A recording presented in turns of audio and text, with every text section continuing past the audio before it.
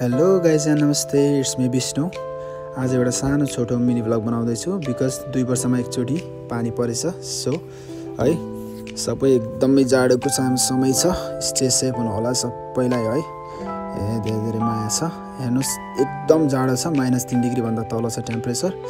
ल हेर्नु यही हो साउदीको जुबेलको सिटी सेन्टर। एकदम ग्रिनिटी छ, खाडी भन्नै मिल्दैन है। एकदम नेपाल जस्तै रुखरुखा लगाएको छ। हेर्नुस् पुल पनि हाम्रोतिर फरा निकाल्छ है।